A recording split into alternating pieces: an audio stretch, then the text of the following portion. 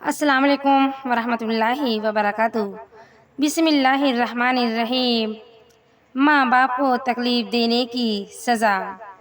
ارشاد فرمائے اللہ تعالیٰ نے کہ تم اپنے باپ کے ساتھ اچھا برتاؤ کیا کرو۔ اگر تمہارے سامنے ان میں سے ایک یا دونوں کے دونوں بوڑھے ہو جائیں تو ان کے سامنے ہوں بھی نہ کرنا اور نہ ان کو جھڑکنا، اور ان سے ادب کے ساتھ بات کرنا اور ان کے سامنے عاجزی سے جھکے رہنا، اور ان کے لیے یوں دعا کرتے رہنا کہ اے میرے رب ان دونوں پر رحمت فرمائیے جیسا کہ انہوں نے مجھ کو بچپن میں پالا ہے۔ اور حضور پر نور صلی اللہ علیہ وسلم فرماتے ہیں کہ جو شخص اپنے ماں باپ کو تکلیف دے گا جنت اس پر حرام ہے۔ ماں باپ کو خوش رکھنا اللہ تعالیٰ کو خوش رکھنا ہے، اور ان کو ناراض کرنا اللہ تعالیٰ کو ناراض کرنا ہے۔ حضور اکرم صلی اللہ علیہ وسلم کی خدمت میں ایک شخص نے عرض کیا، یا رسول اللہ مجھے کوئی ایسی نصیحت کیجیے جو دنیا اور آخرت میں کام آئے۔ آپ نے فرمایا، تمہارے ماں باپ زندہ ہے؟ کہا ہاں۔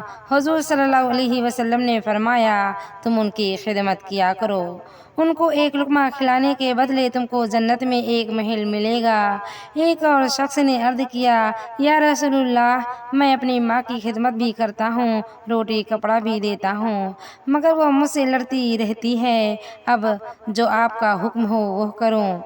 حضور صلی اللہ علیہ وسلم نے فرمایا، تم اپنی ماں کی خدمت کرو، قسم ہے اللہ تعالیٰ کی اگر تم اپنے بدن کا گوشت کا ٹکڑا بھی اپنی ماں کو کھلا دو گے تو چوتھائی حق بھی اس کا ادا نہ ہوگا۔